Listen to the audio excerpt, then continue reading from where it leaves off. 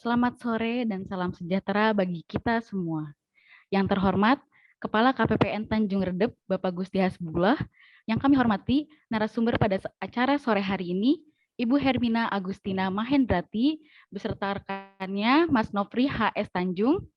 Yang kami hormati para pejabat pengawas dan segenap pegawai KPPN Tanjung Redep yang sudah hadir dalam kegiatan ini.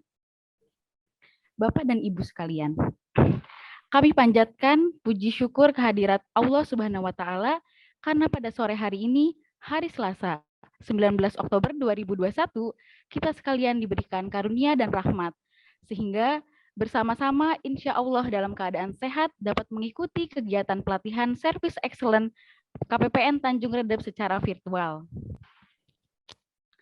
Salawat dan salam tidak lupa kita sampaikan kepada Nabi besar Muhammad SAW, yang mana selalu kita harapkan kita selalu sebagai umatnya mendapatkan syafaat hingga hari akhir nanti.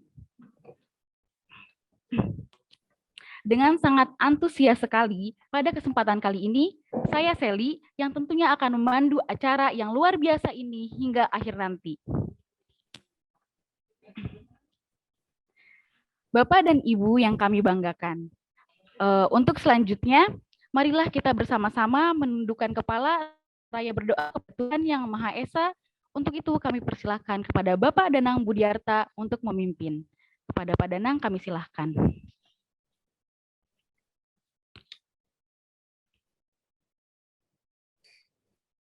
Terima kasih Mbak Sally, Bapak Ibu yang kami hormati. Mari kita berdoa bersama, semoga kegiatan kita senantiasa mendapatkan kemudahan dari Allah SWT dan kita mendapatkan perlindungan dari Allah SWT. Mari kita membaca Al-Fatihah terlebih dahulu.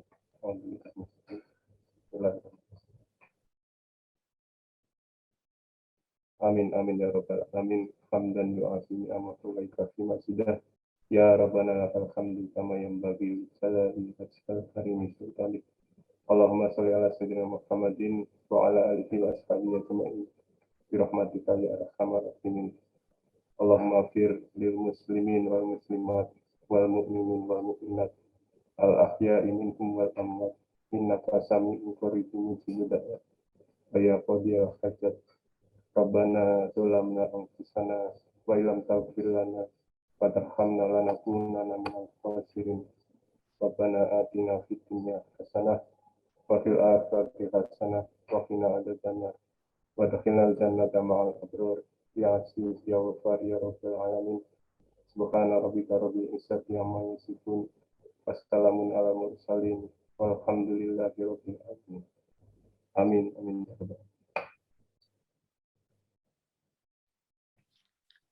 Baik, terima kasih kami sampaikan kepada Pak Danang. Semoga doa yang tadi dipanjatkan diajabah oleh Tuhan Yang Maha Esa dan membawa keberkahan untuk kita semua. Amin. Bapak dan Ibu yang berbahagia, untuk selanjutnya, marilah kita dengarkan bersama sambutan dari Kepala KPPN Tanjung Redep. Kepada Bapak Gusti Hasbullah, kami silahkan. Baik, terima kasih Mbak Sally. Yang saya hormati narasumber Service Excellent dari SDM Sekretaris BGPT, Mbak Hermina, yang kedua Mas Nopri, kemudian para pejabat pengawas KPPN Tanjung Redep, Mas Indra, Mas Angga, Mas Dio, dan Pak Jul, kemudian para pegawai dan BPNPN KPPN Tanjung Redep. Assalamualaikum warahmatullahi wabarakatuh. Selamat petang, selamat sore, salam sejahtera bagi kita semua. Pertama-tama, mari kita panjatkan puji syukur kehadirat Tuhan Yang Maha Esa yang telah memberikan nikmat sehat dan kesempatan untuk hadir mengikuti acara pelatihan Service Excellent untuk semester 2 tahun 2021 melalui daring. Walaupun di tengah pandemi saat ini yang melanda negeri kita, namun kita tetap semangat. Dalam kesempatan ini juga kita doakan bagi saudara-saudara kita yang ketimpa musibah, sakit. Semoga Allah Subhanahu wa taala memberikan kesembuhan. Dan saya selaku pimpinan sangat berterima kasih sekali kepada narasumber kegiatan ini yang dapat meluangkan waktunya, walaupun kita tahu betapa sibuknya kegiatan mereka di pusat. Pelatihan service excellence kali ini tidak berbicara lagi bagaimana kita bertatap muka dengan satuan kerja. Sikap kita, cara berbicara kita, kontak mata kita, saya kira hal tersebut sudah sangat dipahami oleh para pegawai kita. Selain itu, pada era pandemi sekarang ini, pelayanan KPPN tidak lagi bertatap muka dengan satker dan lebih banyak menggunakan sarana daring.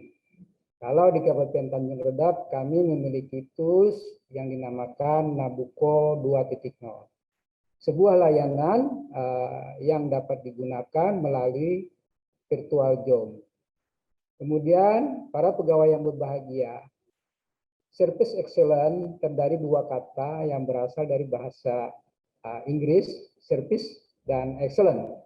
Service artinya jasa, pelayanan, tugas, dan excellent artinya unggul.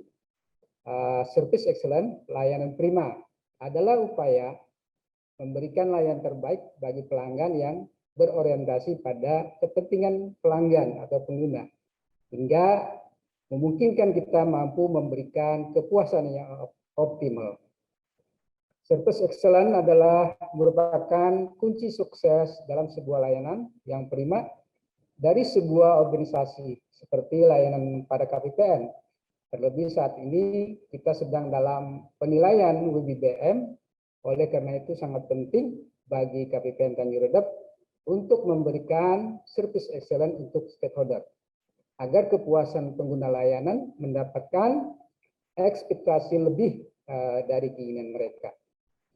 Kemudian work-life balance. Bapak Ibu peserta training service excellence, dengan latar belakang tersebut, kami mencoba melihat sisi lain dari bagaimana seorang pegawai dapat memberikan sebuah layanan yang prima atau excellent. Dalam kondisi pandemi sekarang ini, jika kita runut ke belakang bagaimana seorang pegawai dapat memberikan sebuah layanan yang prima, maka dia harus sehat. Pegawai tersebut harus sehat secara fisik dan secara mental. Seperti kita ketahui bersama, di Kementerian Keuangan telah dilaksanakan work-life balance. Bagaimana seorang pekerja mampu menyeimbangkan pekerjaan, keluarga, kehidupan sosial, serta akhiratnya. Untuk itu kita harus menyeimbangkan porsi masing-masing. Salah satu wujud kita diberikan keleluasan untuk misalkan berolahraga di hari Jumat pagi sampai dengan batas waktu yang ditentukan. Hal tersebut untuk meningkatkan, menjaga kondisi fisik para pegawai agar lebih sehat. Kemudian Treasury Wellbeing Program, para peserta yang berbahagia. Dari sisi kesehatan mental, Kementerian Keuangan juga telah menganggarkan sejumlah kegiatan mental atau bimbingan mental. Kegiatan mental tersebut antara lain terkait dengan keagamaan, serta layanan konsultasi psikologi. Kalau di GPB kita kenal dengan Treasury Wellbeing Program, Counseling Klinik. Bagaimana kita ketahui di masa pandemi, program tersebut mendampingi pegawai yang memiliki kekhawatiran, bahkan tekanan psikologis. Hal tersebut dapat terjadi pada situasi force majeure, bencana alam, keluarga inti meninggal dunia, konflik sosial, kondisi lingkungan kerja yang tidak baik. Harapannya menyebabkan ini menjadi kondisi mental dan terjadinya motivasi kerja menurun. Penurunan kondisi mental dan motivasi kerja tersebut akan berimbas pada layanan kepada stakeholder kita. Mengutip literatur dari UGM dengan judul Pandemi dan Mental Health, meringkas isu kesehatan mental selama 1 tahun di era pandemi, bahwa gangguan kesehatan mental yang kerap terjadi di masa pandemi COVID-19 ini mulai dari yang ringan sampai yang berat, yakni seperti cemas yang berlebihan, stres, gangguan stres pasca trauma, depresi, xenofobia, ketakutan terhadap orang dari negara lain yang mereka nilai dapat membahayakan keselamatan, serta permasalahan mental lainnya. Untuk mengatasi hal tersebut, banyak dari kita mengalihkan perhatian kepada hal-hal yang menyenangkan, seperti menekuni hobi, berolahraga, kulineran. Nah, apakah mengalihkan perhatian tersebut merupakan hal yang tepat dilakukan masa pandemi? Nah, untuk mengetahui hal tersebut, telah hadir di tengah-tengah kita Mbak Hermina dan Mas Nopri. Beliau berdua adalah tim dari Sekretariat DJPB yang memiliki kompetensi khusus dalam coaching counseling. Pada acara nanti kita bisa bertanya atau konsul yang mumpung ada ahlinya.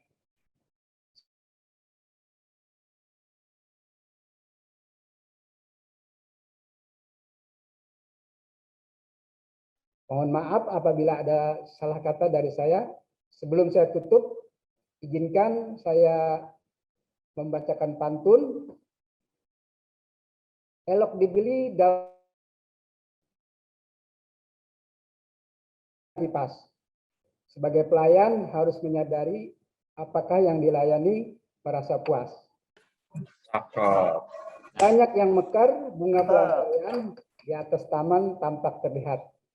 Sengaja diadakan pelatihan service excellence agar survei kepuasan masyarakat meningkat. Mantap. Dan masak boleh dipetik, elok dimakan di atas rumah. Mari tingkatkan pelayanan publik. KPPN Tanjung Redap segera berbenah. Waalaikumsalam.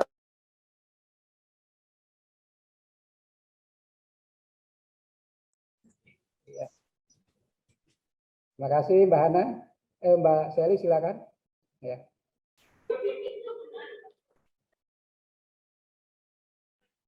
Baik, terima kasih Pak atas sambutannya. Selanjutnya, sebelum dimulainya kegiatan sore hari ini, saya akan memperkenalkan terlebih dahulu narasumber kita pada kegiatan pelatihan service excellence ini. Karena ada pepatah mengatakan, tak kenal maka tak sayang. Sudah kenal, nggak sayang-sayang. Nggak gitu konsepnya. Jadi alangkah lebih baiknya sebelum kita masuk materi, kita kenal dulu siapa narasumbernya. Nah, narasumber utama kita bernama Hermina Agustina Mahendrati, SST MPSIT, yang memiliki nama beken Cipluk.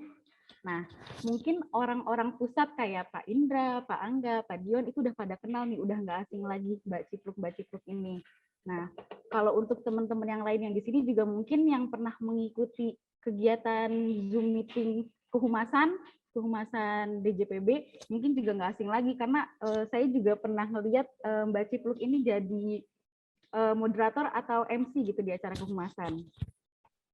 Nah, terus beliau lahir di Magelang pada tanggal 3 Agustus 1984.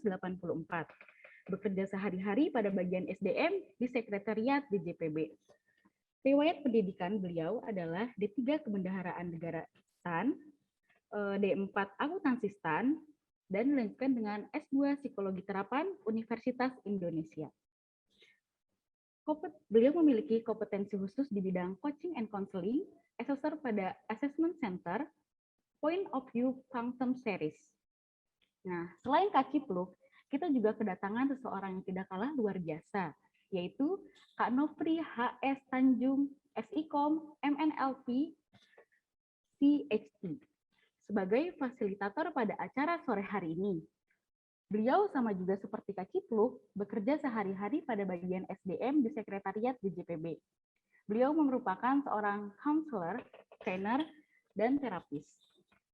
Selain itu, beliau juga founder Bengkel Pikiran, Licensed Master Practitioner of NLP, the Society of NLP USA, Certified Hypnotherapist, the Indonesian Board of Hypnotherapists, Certified Master Practitioner of Communication Skills, Certified Trainer, Experiential Learning Method, Certified Handwriting Analyst.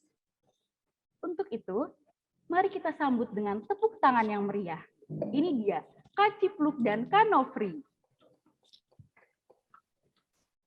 Baik, terima kasih Mbak Sally atas perkenalannya. Tapi kalau tadi dibilang konsepnya tidak kok nggak sayang-sayang gitu. Terusin aja nggak apa-apa sampai sayang. Saya malah kebalik ini Mbak Cipluk. Belum Gimana? kenal malah udah sayang saya. Malah udah sayang duluan ini belum kenal. Gimana coba? Boleh. Berarti ini sebagai salah satu ajang untuk membuka silaturahim berikutnya gitu. Alasannya gitu ya Kang Nofri ya. Oke. Baik. Terima kasih nih Mbak Seli atas kesempatannya. Assalamualaikum warahmatullahi wabarakatuh. Selamat sore. Yang kami hormati Bapak Gusti Hasbullah, Kepala Kantor KPPN Tanjung Redep, para pejabat pengawas di KPPN Tanjung Redep, dan rekan-rekan pegawai KPPN Tanjung Redep yang kami hormati. Terima kasih kami sudah diberikan kesempatan di sore hari ini dalam rangka sebenarnya bukan pelatihan ya Kang Nofri ya, kita ya di sini kita hanya ingin berbagi saja nih ya Kang Nofri ya. Iya, betul. Hari ini kita tidak mengajarkan apapun, kita hanya Tidak. memfasilitasi teman-teman untuk sama-sama belajar. Betul sekali. Nah, langsung saja nih Kang Nofri, kita ada 300 halaman materi ya Kang Nofri ya? Iya, betul. Baik. Karena diambil dari tesisnya Mbak Cipluk ini sebetulnya. 300. Kalau tidak kita mulai bisa-bisa berakhir nanti di tengah malam ya Kang Nofri ya, kita nanti. Mohon izin untuk kita share slide materi.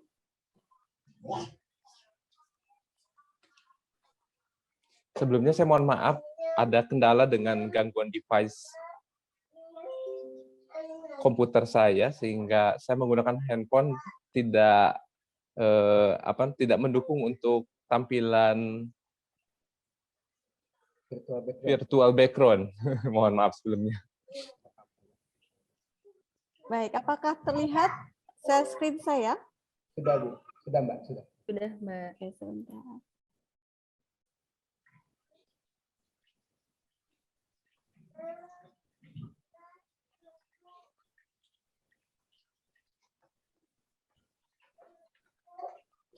Baik, kalau Bapak Gusti, saya mohon izin memanggil rekan-rekan saja, boleh Bapak Gusti di forum kali ini supaya lebih akrab, mengakrabkan diri supaya itu tadi lebih sayang itu tadi. Ya, sepakat. Sepakat, baik. Rekan-rekan yang kami cintai, jadi kemarin nih ceritanya saya dihubungi nih oleh Bapak Indra, kawan lama yang tiba-tiba, wah ada apakah ini ya gitu. Nah, ujungnya adalah, boleh dong kita di sharing informasi terkait psikoedukasi. Wah, terkait apa nih gitu? Terkait dengan layanan, service excellent gitu. Nah, tapi saya yakin nih, rekan-rekan semua dari KPPN Tanjung Redep ini, kalau soal service excellent ini udah nggak perlu ditanyakan lagi, seperti yang Bapak Gusti tadi sampaikan pada waktu pembukaan, bahwa rekan-rekan ini udah ngelotok lah kalau bahasa Jawanya, soal pelayanan dan service excellent. Bahkan tadi Pak Gusti saja sudah mencatut service excellent itu apa gitu kan ya. Saya yakin teman-teman nggak perlu Mbak Cipluk membahas tentang itu lagi. Tapi yang akan kita bahas di sini, kita akan berdiskusi bareng, sharing bareng itu tentang kenapa sih apa hubungannya Mbak Cipluk mental health sama service excellent gitu. Nah, di kesempatan kali ini kita akan interaktif saja. Kalau semisal nanti rekan-rekan semua memiliki hal yang ingin diutarakan di saat kami memaparkan atau pada waktu sharing, monggo silahkan saja, bisa langsung raise hand boleh kalau memang mau speak up, atau boleh dituliskan melalui chat gitu. Monggo silahkan saja. Sudah cukup jelas ya rekan-rekan semua? Baik. Mantap. Oke. Nah, kita akan memulai dari sini nih. Kalau tadi Pak Gusti sudah membahas terkait service excellent itu seperti apa, kita akan langsung menuju ke mental health. saya yakin teman-teman sudah nggak asing ya dengan kata-kata mental health, isu-isu kesehatan mental, well-being, dan sebagainya itu ya. Kalau di sini kita kita ngambil definisi mental health itu dari The American Psychological Association atau APA. Itu keadaan pikiran yang ditandai dengan kesejahteraan emosional. Jadi ada perilaku dan kebebasan relatif dari kecemasan dan gejala yang melumpuhkan. Kenapa relatif? Itu karena setiap orang itu berbeda. Jadi patokan ketika kesehatan mental saya itu dengan kesehatan mental Mas Danang misalnya itu bisa jadi berbeda. Itulah kenapa disebut relatif. Dan tidak ada patokan yang saklek terkait hal itu. Tidak seperti misalnya kayak kalau kita ukur tensi itu ya di atas 120 itu artinya wah ini udah indikasi darah tinggi misalnya, tekanan darah tinggi. Nah, kalau kesehatan mental tidak seperti itu, tidak bisa dipatok rata untuk seluruh pegawai gitu. Sekarang saya ingin tanya terlebih dahulu ke rekan-rekan yang di Tanjung Redep.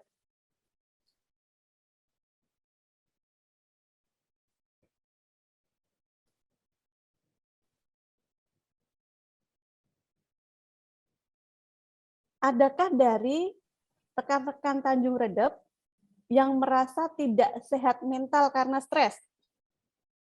Boleh di chat, dituliskan di kolom chat atau boleh langsung speak up. Adakah? Kalau saya lihat tadi sih ya, sementara kita mau memulai acara ini saya terawang nih satu-satu. Kayaknya kok happy-happy ya. Ada yang bahkan tadi saya lihat Mbak Hana ya kalau nggak salah itu seperti bersenandung. Terus saya tidak melihat ada muka-muka yang lagi jenuh atau lagi bete gitu. Apakah ada nih? Boleh nih kalau saya cek dari chat. Ini Mas Angga ini. Ini beliau ini kembaran saya, Bagai Pinang dibelah berkali-kali itu. Nah, boleh nih Mas Angga. Saya kalau cek lewat chat kurang interaktif kayaknya. Mas Angga, saya mau mengganggu rutinitas Anda sebentar nih. Apa yang Mas Angga rasakan? Kenapa menanyakan stres enggaknya ke saya gitu? Boleh open mic? Batinnya Mas Angga langsung gini ya, aduh Mbak Ciplu ini saya langsung dikerjain. Ini jangan-jangan habis ini pura-puranya, wah saya ini, nah kan, sudah ketahuan. Baik, nanti biar mungkin bisa diwakilkan oleh teman-teman yang lainnya. Ini ada Mbak Hana.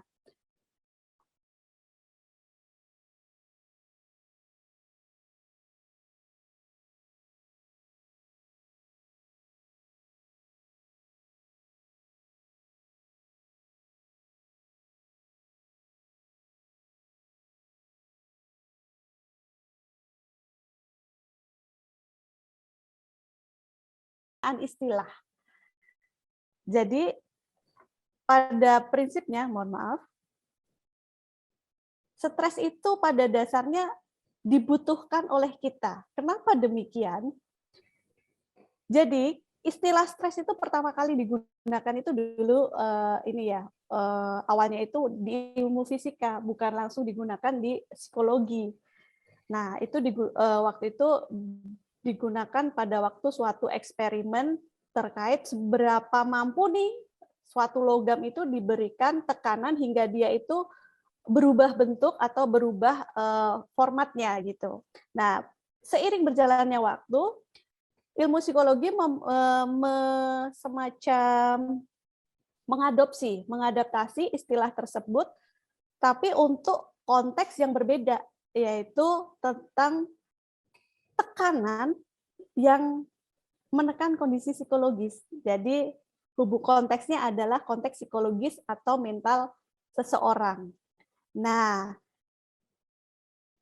kesalahpahaman kita dalam pemakaian istilah ini agak blunder juga ketika kita pusing atau overwhelmed gitu, kita bilang kita stres. Padahal stres itu ada dua hal. Stres yang masih di bawah ambang batas, kalau rekan-rekan bisa lihat di tampilan slide, itu, mohon maaf, adalah kita sebut dengan eustress. Sedangkan ada satu istilah namanya distress, itu stres yang sudah di luar ambang batas atau threshold stres seseorang. Jadi seperti yang tadi kita sudah paparkan di depan, mental health itu apa? Mental health itu ada hal yang relativitas, kondisi relatif. Jadi ini ambang batas itu apa? Suatu batasan di mana seseorang itu bisa menerima tekanan yang masih dalam norma yang diterima oleh seseorang. Jadi ambang batas ini juga berbeda bagi setiap orang. Nah, ketika kita merasa tekanannya terlalu kuat dan sudah di luar ambang batasnya, kita akan menyebutnya sebagai distress. Lalu kalau dibilang kalau tekanan itu ada terus, yang mana yang lebih baik? Gitu kan pertanyaannya ya. Nah, yang lebih baik antara distress dan eustress itu adalah bagaimana kita memaintain supaya stres yang kita terima ini, tekanan yang kita terima dari segala sumber dari mana-mana ya, itu supaya agar tetap di bawah ambang batas. Itu eustress. Tapi kalau udah di atas itu, wah, saya udah dikasih kerjaan sama Pak Gusti bertubi-tubi nih, padahal belum istirahat dan sebagainya, udah distress lah saya. Kurang lebih seperti itu. Jadi stres itu kita butuhkan. Nanti kita akan melihat lebih lanjut melalui video. Siapa tahu kalau dengan video akan lebih mudah dipahami. Baik, kita akan lanjut. Kemarin kalau tidak salah, saya sudah minta bantuan ke Mas Indra itu untuk mengisi self-assessment kalau tidak salah ya. Betul, Pak. Sudah di-share. Baik, kalau gitu kita akan bermain karena saya ingin tahu nih.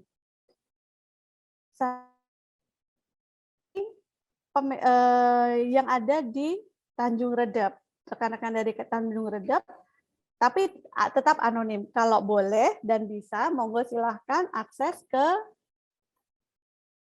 menti.com.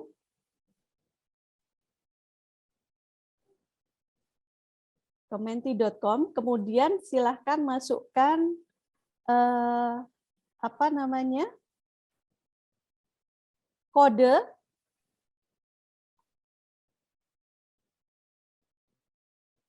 untuk mengikuti polling.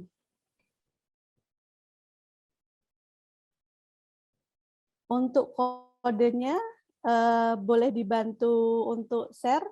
Saya akan share screen.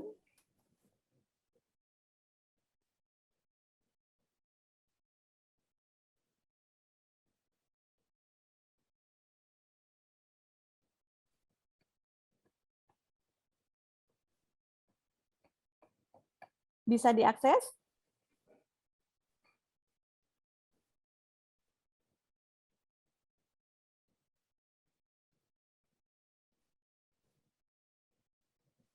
Menti.com, kemudian masukkan kode 27157337 seperti yang tertera di layar.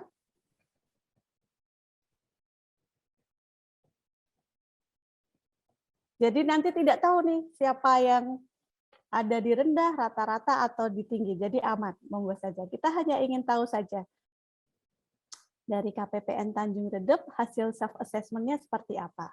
Oke. Ada yang tinggi, ada yang rata-rata. Oke, ada bertambah. Oke, ada yang rendah.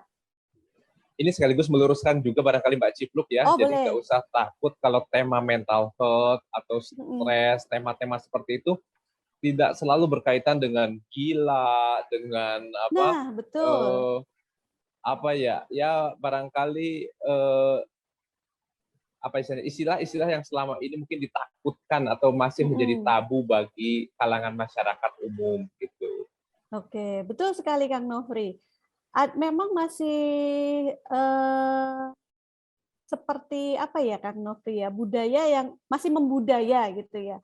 Nah, harapannya dengan kita sharing kali ini ya Kang Nofri ya, melalui webinar psikoedukasi seperti ini, teman-teman jadi ada semacam insight nih. Oh, ternyata seperti yang tadi Kang Nofri bilang gitu ya, bahwa istilah stres itu tidak melulu yang berhubungan dengan sakit jiwa gitu. Sebenarnya kita tidak melihat sakit jiwanya, tapi kita akan aware, kita disadarkan bahwa kesehatan mental itu juga penting selain kita menjaga sehat fisik gitu ya Kang Nofri ya.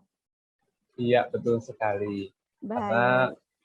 tubuh dan jiwa merupakan satu kesatuan yang secara mekanisme dan sistem kerjanya kemudian saling bertautan, tidak bisa dipisahkan. Baik, oke. Ini terlihat ya rekan-rekan semua, Kang Nofri. Dari sini pada level skor berapa nih kemarin self assessment ternyata rata-ratanya 13%, rendahnya 13% dan 75% tinggi. Demikian ya Kang Nofrinya. Oke. Ini masih ada yang nambah. Jadi kalau rekan-rekan ingat ketika kemarin ngisi self assessment ya Kang Nofri, di akhirnya itu sebelum submit itu kan ada keterangan ya, semacam kayak kalau ada di level rata-rata dengan skor sekian itu definisinya apa, kurang lebih seperti itu ya Kang Nofri ya. Jadi teman-teman langsung tahu nih, ibarat kata kalau kita datang ke dokter itu semacam anamnesa yang awal banget gitu ya, cuma demam, ini ada gatal di bagian ini atau bagaimana gitu ya Kang Nofri ya. Tapi tidak bisa langsung kita menghakimi bahwa kalau misalnya nih 55% dari polling yang masuk itu mengisi bahwa skornya tinggi, yang biasanya diindikasikan dengan adanya anxiety atau misalnya kecemasan atau gejala-gejala yang sudah dikatakan di luar ambang batas, misalnya demikian ya Kang Novia. Baik. Ya, oke, kalau ini terkait dengan self-assessment, kalau begitu saya ingin tanya, hari ini apa yang Anda rasakan hari ini? Kalau misalnya tidak bisa diakses melalui Mentimeter, boleh di-chat langsung di Zoom chatnya. Monggo, kita ingin tahu ya Kang Nofri ya. Nanti siapa tahu nih ada yang lagi sedih, kita kasih joke yang nggak cocok. Wah ini nanti gimana, atau yang lagi patah hati sama kekasihnya, kita kasih joke-nya yang salah gitu kan. Aduh, nanti bukannya tambah happy, nanti tambah sedih lagi gitu. Apa bisa diakses Mentimeternya?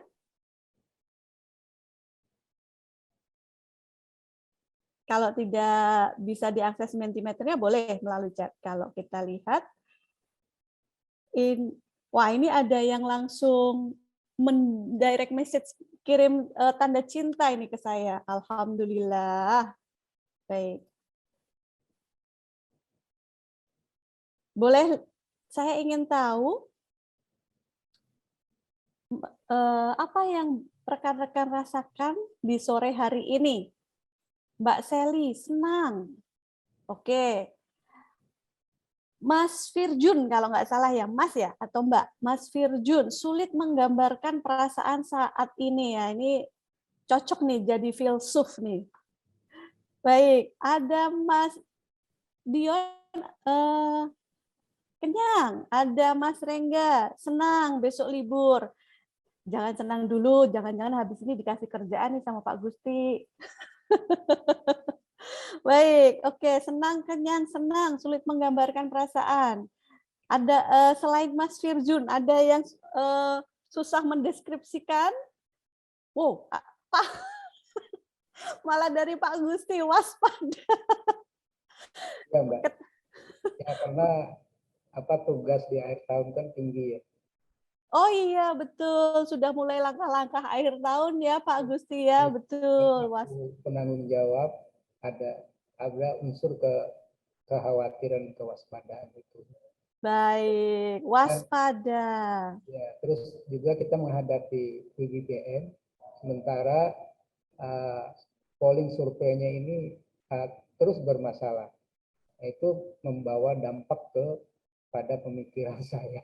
Oh, baik. Ternyata di balik kata waspada itu ada cerita dari Pak Gusti yang wow, banyak ternyata ya. Coba kalau kita nggak tanya tadi ini ke Pak Gusti, kenapa waspada? Mungkin nggak tahu apa yang dirasakan oleh Pak Gusti. Ini ada Pak Zulkifli bahagia karena bisa kenal sama Mbak Ciplu. Wah, terima kasih. Halo Mas Zulkifli. Saya melihat senyum manis Mas Zul langsung bahagia nih. Mbak Hana ini sepertinya tipe-tipe orang yang ceria nih sekilas nih ya. Pak Zul adalah lelaki. Oh, baiklah. Kalau sore hari ya Mbak Hana ya. Kalau malam nggak tahu kita mungkin ya. Bercanda Mas Zul. Baik. Saya mendeteksi adanya rayuan gombal. Kalau Pak Angga mah udah tahu ya, dari dulu saya ini gombalan gitu. Ini siapa lagi nih? Pak Angga nggak? Oke, Rayuan Maut Club. Wah, ini ternyata rekan-rekan dari Tanjung Redep ini masih bisa melakukan jokes-jokes dan jokes itu bersautan. Artinya saya udah nggak ini lagi nih, udah nggak istilahnya kata Pak Gusti tadi waspada, jangan-jangan di Tanjung Redep ini banyak teman-teman yang distress nih. Ternyata enggak loh, ini buktinya masih bisa melontarkan joke-joke seperti itu tuh arti salah satu hal yang mengindikasikan bahwa rekan-rekan masih oke. Baik.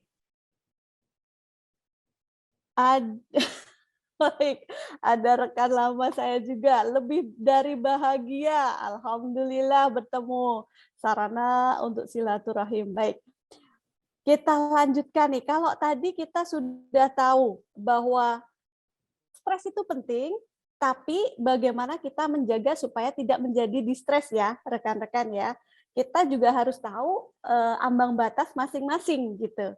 Ambang batas yang kita miliki bisa jadi ambang batas yang saya miliki terkait tekanan bisa jadi berbeda dengan ambang batas stress threshold yang dimiliki oleh Mas Danang misalnya. Kalau saya ditekan sama Pak Gusti dikasih kerjaan 3, mungkin saya udah nangis duluan gitu. Tapi kalau Mas Danang bisa jadi dikasih kerjaan, dikasih ND 10 gitu, Mas Danang masih kecil itu. Nah, kita wajib tahu nih menyadari apa yang bisa seberapa banyak tekanan yang bisa kita terima itu sudah buat rekan-rekan yang di Tanjung Redep itu perlu dipahami dan yang bisa memahami adalah diri sendiri. Jadi yuk kita pahami seberapa besar tekanan yang bisa kita terima. Nah, jika meneruskan materi yang tadi,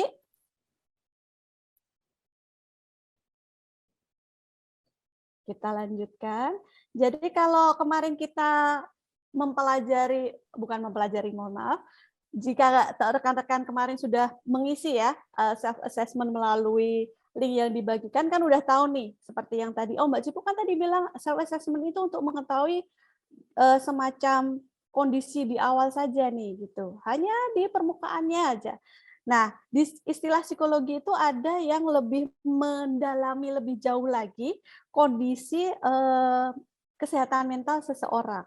Nah, yang tahu itu tentu saja pakar ya, pakar di bidangnya, psikolog, psikiatri. Nah, biasanya yang digunakan ini hanya sebagai informasi aja ya, sharing knowledge aja, itu adalah Global Assessment of Functioning Scale atau GAF scale.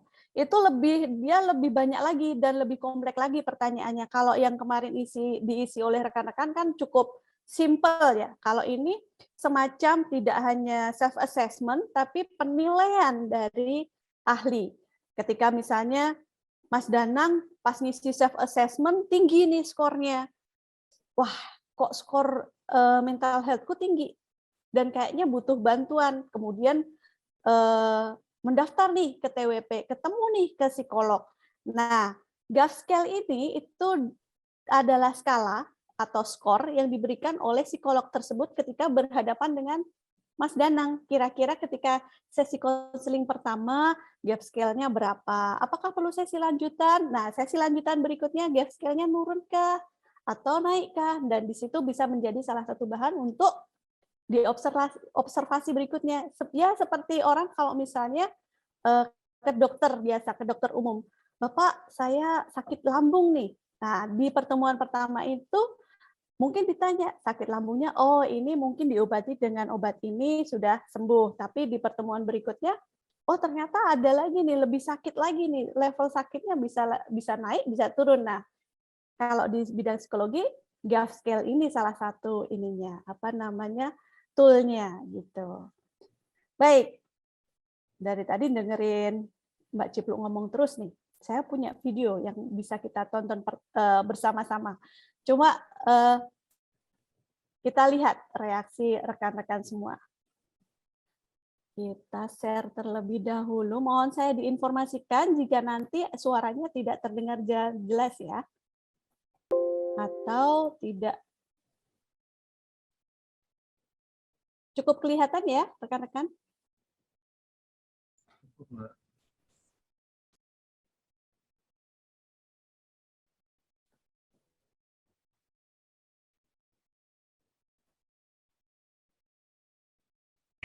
Halo Ma, sudah makan belum?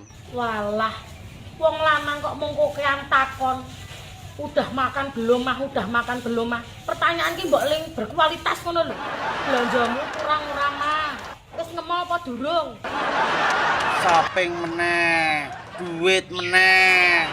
Aku ki asline mbok dadekke pendamping hidup apa mbok dadekke mesin ATM? Pertanyaan kok mau udah makan belum mah, udah makan belum mah. Iki lho, awakku bedah.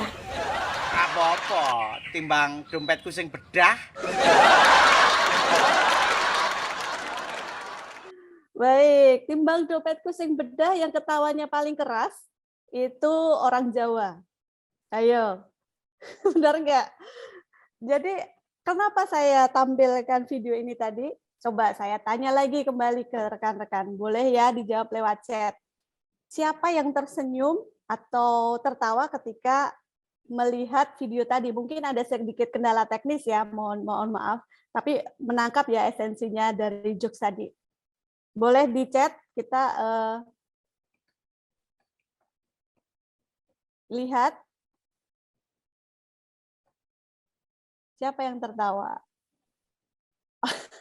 Ternyata Pak Gusti juga tahu ya intinya ya, daripada dompet saya yang bedah, mamah aja nih yang bedah. Oke. Adakah pertanyaannya saya balik deh? Adakah yang tidak tertawa? Atau Mbak Cipluk itu saya udah pernah lihat itu gitu. Baik, ini Mas Angga ini memang tipe-tipenya suka memancing-mancing di air yang tenang nih. Baik, kenapa saya berikan itu video kepada rekan-rekan? Sebenarnya bukan ininya ya, kita hanya ingin memetakan. Oh, ketika tadi saya lihat rekan-rekan lihat video, saya melihat wajah-wajah yang ada yang tersenyum, ada yang tertawa, ada yang tertutup masker nih, jadi nggak bisa nih lihatnya gitu.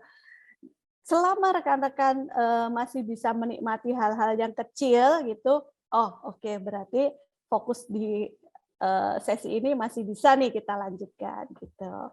Oke. Nah, kalau tadi kita sudah tahu nih ternyata stres itu kita butuhkan, bagaimana kita memaintain seberapa threshold-nya. Nah, kalau misalnya nih Mbak Cipluk, kalau stresnya itu di tingkat level yang normal, itu apa yang kita lakukan? Sebenarnya teman-teman ini udah tahu nih, praktek-praktek yang bisa dilakukan untuk menjaga kesehatan mental. Tentu saja yang namanya menjaga, itu artinya kita masih dalam kondisi yang normal, dalam artian masih di bawah ambang tadi ya, atau kita menyebutnya eustress.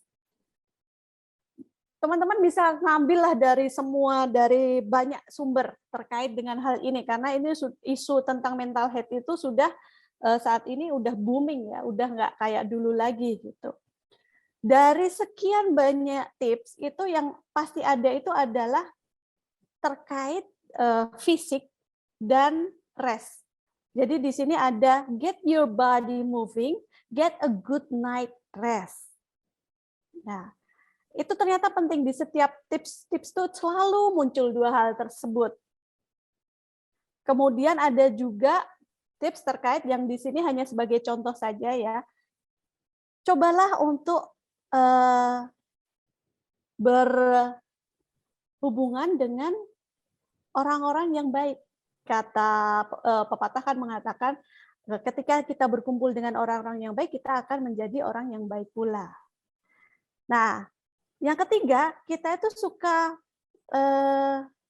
ada tipe-tipe orang yang mendahulukan kepentingan atau perasaan orang lain. Nah, ada kalanya suatu saat kita harus mendahulukan nih kebutuhan kita sendiri, gitu.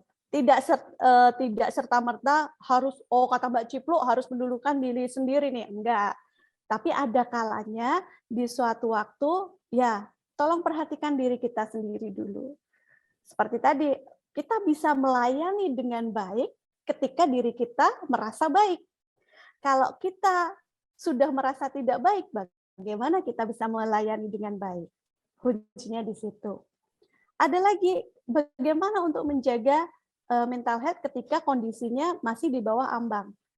Coba kalau kita memiliki bad habit atau kebiasaan yang buruk, coba diganti dengan hal yang lain, hobi-hobi lain, hobi baru, atau kebiasaan lain yang bagus.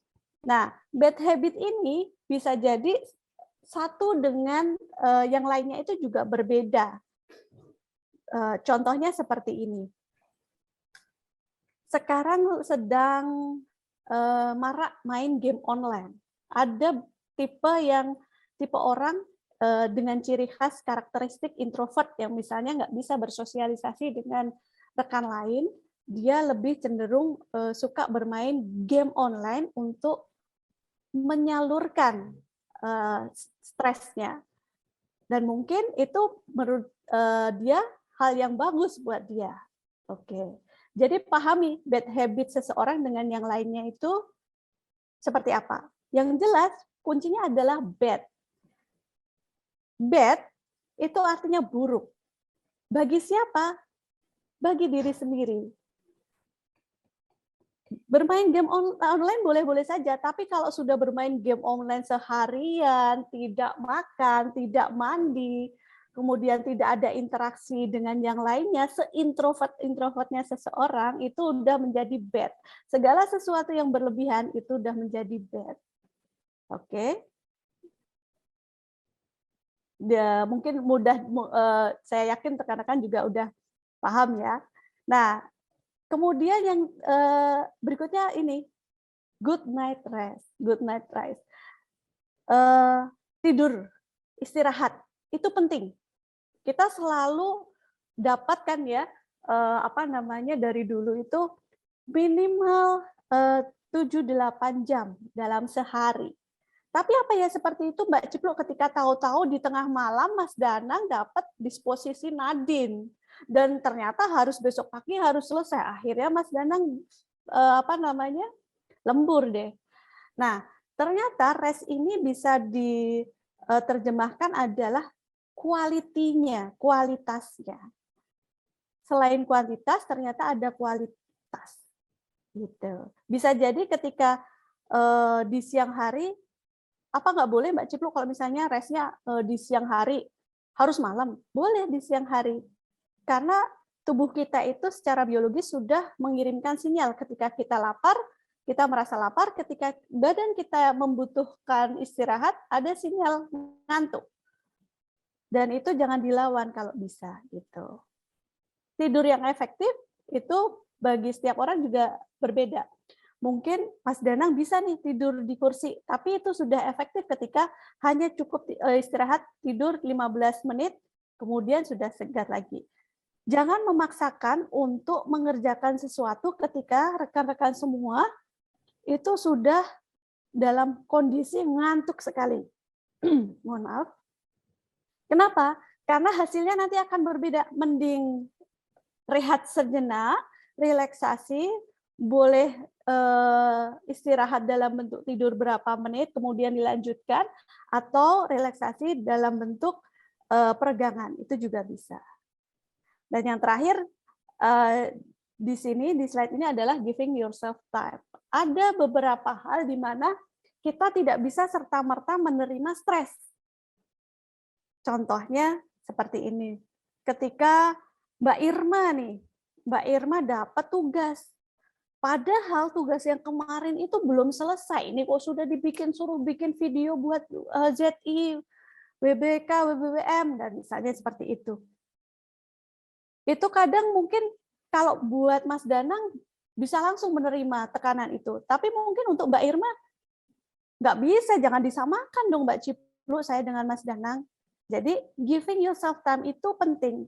Jadi tidak perlu menyamakan diri kita sendiri dengan orang lain gitu. Oke, sampai slide ini teman-teman sudah, oh ini udah ada yang langsung raise hand. Boleh, Mas Dion, monggo silahkan langsung di unmute saja. Baik. Mohon maaf, suara saya terdengar? J, dengan jelas. Oke, terima kasih Mbak Ciplu atas materi yang disampaikan sampai dengan slide ini ya. Saya tertarik dengan yang poin don't be afraid to put your needs first. Mungkin bisa diberikan contoh ya, karena kalau seperti ini kan dalam tanda kutip kita mendahulukan kebutuhan kepentingan pribadi di atas kepentingan dinas. Dalam hal ini kan kita bertugas di kantor. Mungkin bisa diberikan contoh praktisnya, misalnya apa gitu yang bisa kita lakukan untuk mengurangi, meminimalisir dalam rangka maintain mental health ini. Terima kasih. Baik, jangan di-mute dulu, Mas Dion. Oke. Sekarang saya tanya ke Mas Dion deh sebelum saya jawab. Mas Dion. Yes. Semalam tidur jam berapa? Rata-rata antara jam 10 jam 11. Jam 10 jam 11. Terakhir mengerjakan tugas kantor jam berapa? Saya nggak ingat ya kemarin jam berapa ya, agak sore sih, agak sore kemarin jam ya sebelum sekitar maghrib lah sekitar. Oke. Bangun pagi kira-kira jam berapa biasanya? Subuh jam 5 lah kurang lebih. Oke. Di siang hari apakah Mas Dion merasa bersemangat atau merasa loyo yang dirasakan rata-rata? Karena jam tidur saya biasanya memang jam segitu, gitu. Jadi sudah terbiasa aja sih, tidak ada merasa kurang istirahat atau yang semacam. Tidak ada isu berarti ya terkait dengan pekerjaan kantor, gitu ya? Ya. Oke. Sampai dengan saat ini, mudah-mudahan sih masih bisa maintain. Masih bisa. Oke, mudah-mudahan betul. Setuju dengan Mas Dion. Jadi, don't be afraid to put your need first. Itu Mas Dion, tidak yang selamanya seperti itu. Kalau misalnya kayak di KPPN nih, saya akan susah untuk memberikan contoh karena Mas Dion sendiri isu itu tidak ada, gitu ya. Karena ini case by case. Orang per orang mungkin akan berbeda misalnya. Kecuali kalau tadi Mas Dion menjawabnya adalah ketika saya mau tidur Mbak Ciplu, saya masih memikirkan ada proyek atau ada nading yang belum saya balas misalnya nih ya. Padahal saya udah ngantuk banget gitu. Misalnya Mas. Atau suatu saat misalnya Mas Dion sudah mau cuti. Ya, sudah mau cuti udah lama nih sejak PPKM misalnya. Saya ini juga kurang tahu di Mas Dion keluarganya di sini atau LDR-an nih, anggap saja misalnya LDR-an. Mungkin contoh yang bagi teman-teman juga yang di Tanjung Redep nih, kalau saya lihat muda-muda semua nih, yang baru-baru mungkin masih keluarga intinya Bapak Ibu masih ada di kampung halaman misalnya, saya sudah lama nggak pulang, saya pengen ketemu Bapak Ibu. Selama beberapa bulan saya sudah mendedikasikan diri saya nih untuk KPPN nih, gitu kan ya.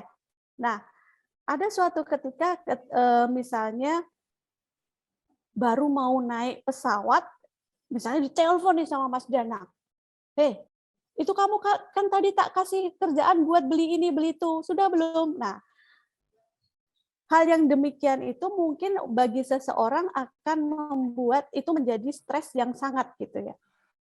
Nah, don't be afraid to put your need first itu dalam suatu kondisi di mana seseorang itu memang membutuhkan hal ini supaya tidak melebihi ambang batasnya dia gitu. Tidak dapat dipungkiri bahwa kita itu Mas Danang nih nyebelin, orang mau boarding kok diburu-buru sih, kan udah tak beliin, barangnya tak taruh di sana. Ya sudahlah, daripada nih ngobrol sama Mas Danang juga dalam kondisi saya tidak bagus, mending ditunggu dulu, saya matikan HP-nya. Saya pengen pulang dulu kok, nanti setibanya di sana, nanti saya kasih tahu Mas Danang. Atau ketika kayak Mas Dion tadi di tengah malam, saya butuh istirahat karena beberapa hari yang lalu ada deadline SP2D misalnya. Kan langkah-langkah akhir tahun nih, bahkan kita lembur sampai jam 4 dan sebagainya gitu. Ada di situ ada haknya Mas Dion gitu, yang memang harus istirahat ketika ada kegiatan yang lain. Saya memang harus butuh tidur nih. Daripada nanti hasilnya buruk saya teruskan, misalnya harus ngecekin dispensasi dan sebagainya malah keliru, udahlah, ini saya tinggalkan dulu. Kita bukan istilahnya bukan menyepelekan atau mengesampingkan tugas negara, tapi kita tunda. Gitu. Kita tunda dulu, kita dahulukan dulu kebutuhan kita, terutama kebutuhan tadi istirahat. Kita istirahat dulu, penuhi dulu hak tubuh kita, karena itu tidak akan mengkhianatilah hasilnya, Mas Dion. Ketika kita memenuhi hak tubuh kita nanti ketika bangun sudah fresh, oke, kita lanjutkan kembali ke rutinitas berikutnya. Jadi pada dasarnya prinsip don't be afraid to put your need first itu bukan egois, tapi sebenarnya itu untuk mendukung kinerja kita di kantor, tapi juga jangan terus diplesetin. Kata Mbak Cipu itu put your need first. Nanti kalau put your need first dimaknai saklek seperti itu, Pak Gusti nanti yang bingung, ini anak buah saya kemana ini semua pergi, ternyata tidur semua. Ya tidak seperti itu. Kurang lebih seperti itu Mas Dion, karena case by case ya, seperti itu tadi. Gitu. Kalau seperti itu berarti perbedaannya tipis Mbak sama giving yourself time. Kalau giving yourself time bisa nangkepnya me time-nya saya gitu ya. Bisa. Sebenarnya giving yourself time itu adalah ketika kita menerima tekanan, kan ada stres nih tadi ya, Mas. Kita tidak serta-merta untuk bisa langsung menerima atau kita bisa langsung menolaknya gitu. Kita dalam suatu menghadapi stres yang gitu ya. Betul, ya. Tunggu dulu, stop dulu. Sebelum kamu memutuskan sesuatu atau sebelum kamu marah, misalnya dimarahin sama Mas Danang tadi nih, kamu nggak beli ini, bla bla bla bla gitu. Tunggu, jangan langsung merespon ketika emosi kita tidak stabil. Tunggu dulu. Kenapa? Dengan menunggu, otomatis kita akan secara tidak langsung kita dibukakan wawasan. Point of view-nya akan semakin luas dibandingkan kita langsung merespon. Jadi time itu sebenarnya penting. Terkadang kan kalau sifat dasar manusia itu ketika disalahkan itu akan defend. Terus langsung offense-nya banter gitu kan ya. Yes. Tapi dengan tunggu, sabar. Mungkin Mas Danang marahin kita itu ada alasannya, pelan-pelan. Kalau kita bisa seperti itu, otomatis stres yang tadi didapat itu tidak melebihi ambang batas kita. Semoga saja sih seperti itu. Dan praktek-praktek ini Mas Dion itu tidak yang harus dilakukan semua atau yang setiap orang itu memiliki hal yang sama yang bisa dilakukan. Ini hanya beberapa contoh saja, gitu. Cukup jelas, Mas Yon? Siap. Oke, Cukup, boleh. Mbak Ciplu. Terima kasih. Siap. Kalau dari chat ini apakah ada yang Kang Nofri ya?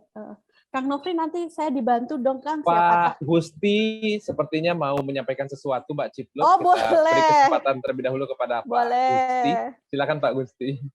Baik, Mbak Erlina dan Mas Nofri. Terima kasih ya. Ini saya ingin mengkonfirmasi aja. Boleh, Pak. Antara psikologis dan mental health dengan faktor misalkan orang tersebut tekanan darahnya cenderung tinggi. Terkait dengan mental health-nya, apakah orang yang tekanan darah tinggi itu selalu bertemperamen rendah? Dan apakah orang yang tekanan darah tinggi selalu bertemperamen pemarah gitu? Oke. Dan orang yang tekanan darahnya rendah selalu low profile atau gimana? Ini ada hubungannya antara psikologis dengan tekanan darah seseorang. Terima kasih. Baik, ini kalau Pak Gusti jadi dosen penguji saya waktu tesis, ampun dah saya. Jadi baik, kalau secara ilmiah, dasar bukti ilmiah, Pak Gusti mohon maaf saya belum bisa memberikan bukti dari sumber dari akademisi atau praktisi tertentu. Tetapi hal yang karakteristik itu secara tidak langsung ada yang mengatakan berhubungan dengan fisik, tapi pada dasarnya karakteristik itu ada dua hal yang dibangun di dalamnya. Jadi karakteristik itu ada nurture dan nurture. Nurture itu artinya dia bawaan dari lahir, Pak. Bawaan dari lahir itu salah satunya itu ada gen, kromosom, dan sebagainya dibawa dari generasi sebelumnya. Nah, sedangkan nurture itu dibawa dari lingkungan sekitarnya, mulai dari dia lahir sampai dia besar. Mungkin ada beberapa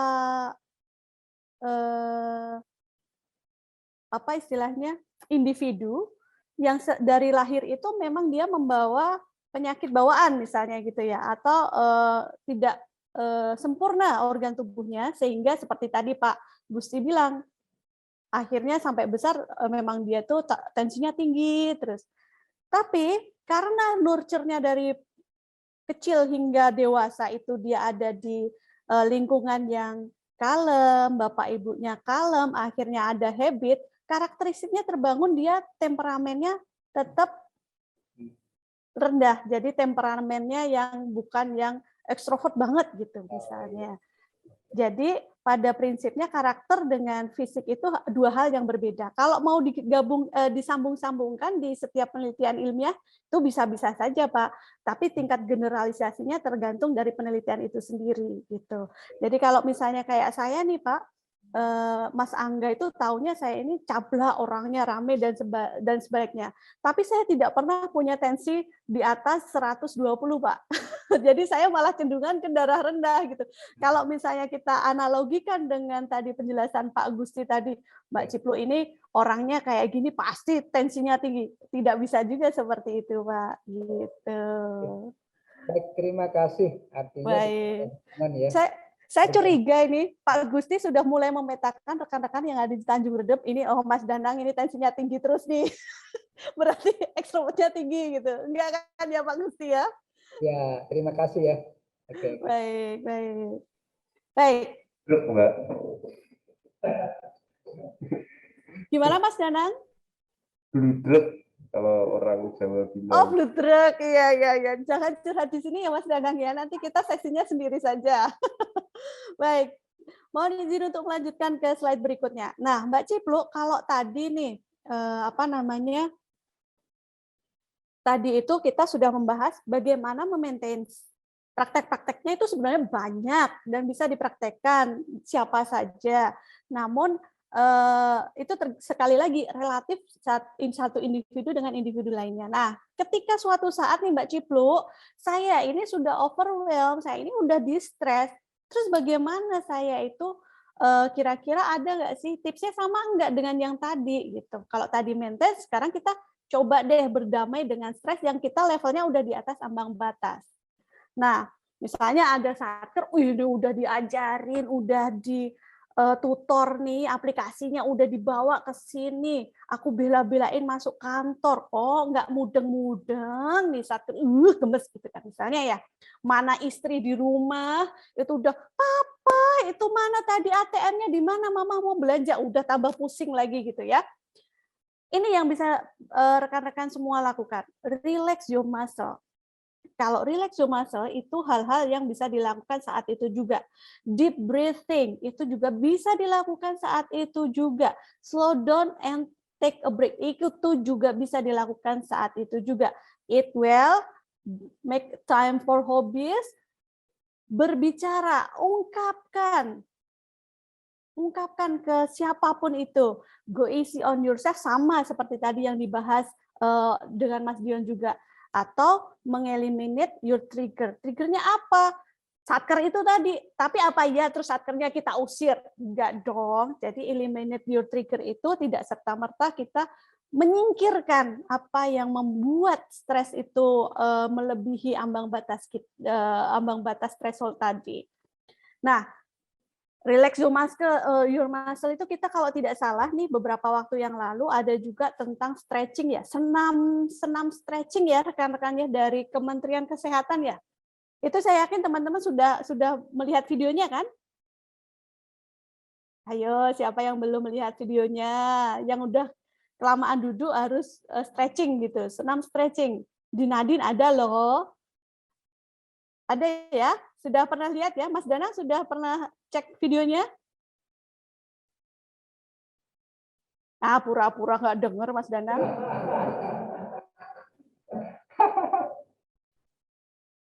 Sudah ngecek belum nih Mas Danang? Video senam stretching. Belum, Mbak.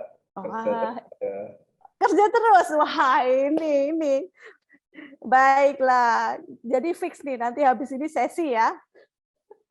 Baik. Nah, stretching itu penting dan bisa dilakukan saat itu juga ketika memang merasakan distress, udah di atas ambang batas dan butuh bantuan nih gitu. Ada juga yang dengan massage atau pijatan. Tolong pijat diri sendiri ya, jangan minta dipijat orang lain apalagi di kantor ini nanti jadi isu nanti. Kemudian tadi sama getting good night sleep. Kalau ini masih makan waktu ya, misalnya kita stresnya sekarang, tidurnya masih nanti malam itu bisa. Atau mandi dengan air hangat. Deep breathing, it well udah pasti ya. It well itu artinya tidak yang bukan makan sembarang, tapi memakan makanan yang bagus buat tubuh kita. Sekali lagi, eat well itu bukan berarti wah yang membuat saya senang itu adalah makan jeroan. Makan aja itu jeroan terus. Ya nggak seperti itu. Kenapa eat well itu? Eat well itu artinya bukan makan enak, tapi makan yang baik, makan makanan yang baik. Bagi apa? Bagi tubuh kita. Dan dengan gizi yang seimbang. Tentu saja itu, ya. Jangan salah kaprah.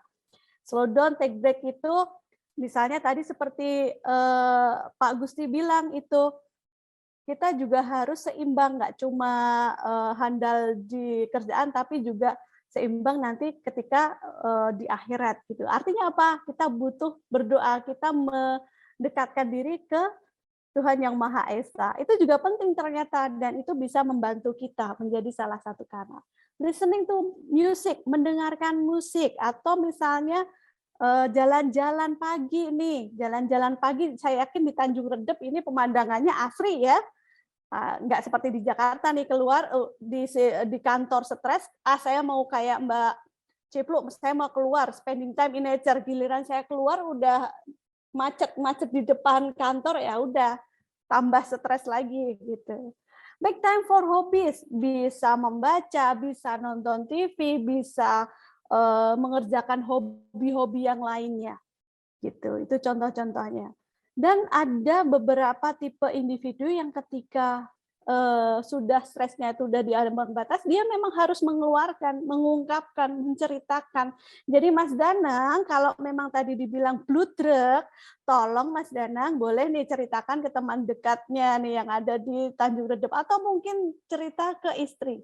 Karena ketika kita mengungkapkan hal yang membuat kita itu tidak nyaman, itu akan sedikit mengurangi tingkat stres yang ditampung oleh kita. Go easy on yourself sama eliminate your trigger adalah mengeliminasi hal-hal yang membuat kita stres. Kenapa saya stres ketika menghadapi satker yang nggak ini bisa-bisa sih dari tadi gitu ya. Ini kan aplikasi gampang, udah diajari step by step. Gemes gitu. Coba kita mundur, giving us time, tadi ya, time, mundur dulu. Bener nggak sih yang bikin stres itu si satker? Jangan-jangan bukan si satker loh. Jangan-jangan ada hal lain. Jangan-jangan karena, oh ternyata aku 2 hari belum tidur, atau ternyata ada permasalahan lain. Kita harus bisa mengobservasi diri sendiri. Ketika sudah tahu inti masalahnya, satkernya yang memang seperti itu. Tidak bisa disamakan dengan satker lain yang sekali dijelaskan langsung cep gitu. Kita bisa memahami orang lain, oh ternyata saya stres itu ternyata ada banyak hal. Yang mana yang bisa kita eliminasi adalah yang berada di kendali kita. Gitu. Tidak berarti terus kalau satkernya aja lah kita usir, udah belum tentu itu ketika satkernya kita usir dari KPPN dalam tanda kutip, terus akhirnya stres kita hilang. Belum tentu. Mundur dulu, tahan dulu, nafas dulu, cek dulu observasi, triggernya apa, mana yang bisa kita kendalikan, yuk eliminate. Gitu. Oke, aman? Sampai sini ya? Baik, kita lanjutkan. Kalau dari tadi sudah ada materi-materi, sekarang kita, yuk, yang tadi diomongin Mbak Ciplu itu, kalau misalnya kita lihat dalam bentuk video seperti apa sih? Bener nggak sih? Gitu ya. Share dulu.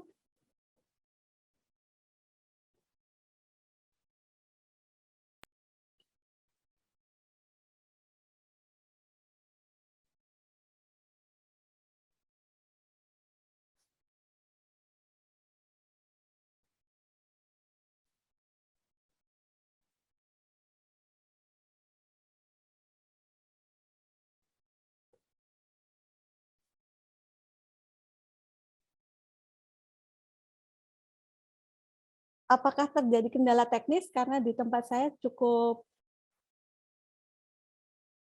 ini saya ganti saja, mohon tunggu sebentar.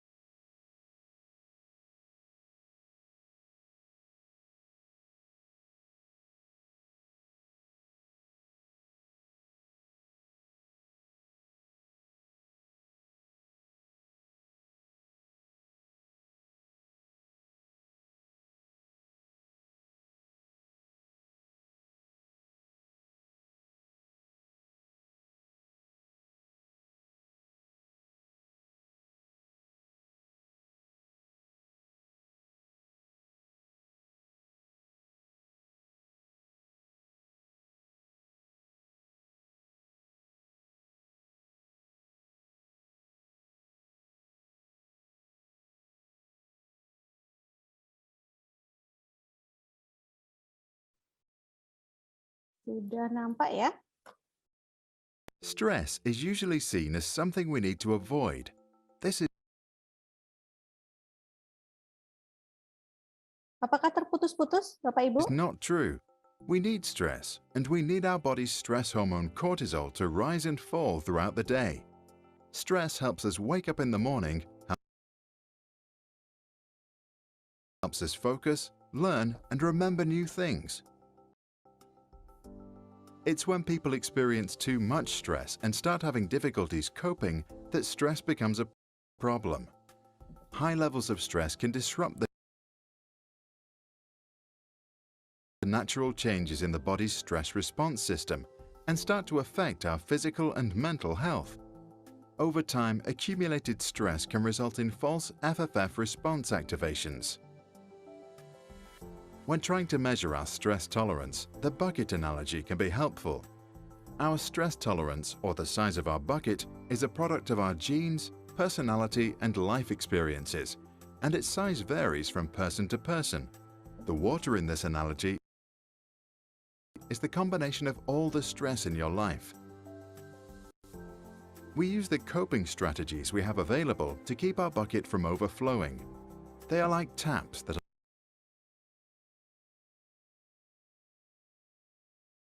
allow water to drain from the bucket.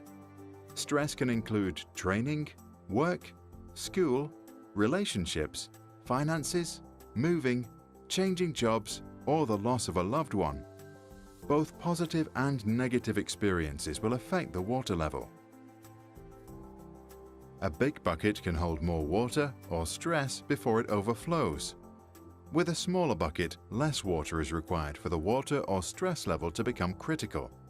While you can't change the size of your bucket, you can make life adjustments to reduce water coming in. You can also learn new coping strategies and stress management techniques to allow water to drain out. Mind tools, exercise, quality sleep, relaxation, and sharing your feelings with friends are some examples of effective water taps. Staying up late, sleeping in, drugs, inactivity, procrastination, suppressing or ignoring problems are examples of unhelpful coping strategies or false taps. They might give temporary relief, but actually result in water flowing back into your bucket. This video was created by Brave, Building Healthy Minds.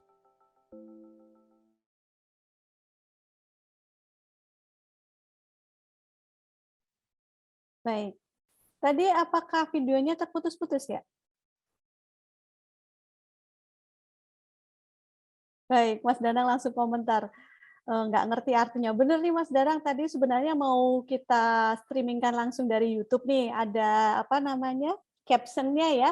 Captionnya itu ada terjemahannya. Cuma ini tadi saya coba kok agak berat nih dari kantor nih wifi-nya agak ini.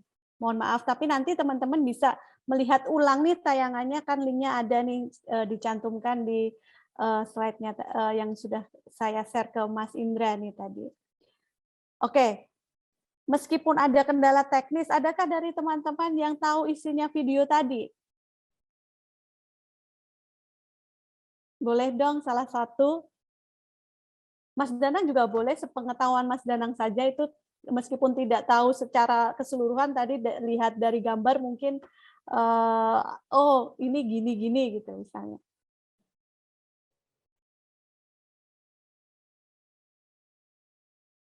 Ember yang ada cantolannya, Mbak, biar gampang dibawa. Oke, insight dari Mas Danang adalah ada ember yang ada cantolannya biar gampang diangkat. Oke, baik. Susah itu. Oke, bagus. Itu dari Mas Danang. Oke, yang lainnya. Boleh, nggak masalah. Tidak ada benar, tidak ada salah. Monggo.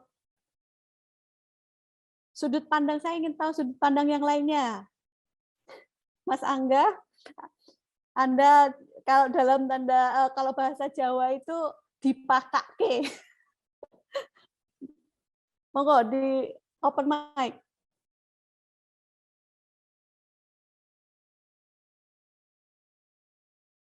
Gimana Mas Angga? Oh ini, cara mengatasi stresnya.